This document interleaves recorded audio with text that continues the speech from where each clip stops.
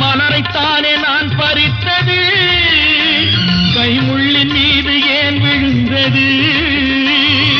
உறவைத்தானே நான் நினைத்தது, என்னை பிரிவு வந்து ஏன் அழைத்தது?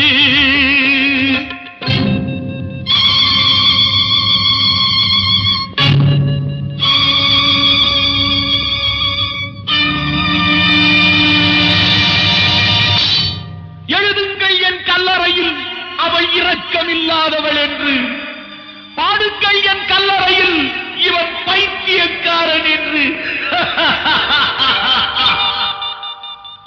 கண்கள் தீட்டும் காதல் என்பது அது கண்ணில் நீரை வரவழைப்பது, பெண்கள் காட்டும் அன்பு என்பது நம்மை பித்தனாக்கி அலைய வைப்பது.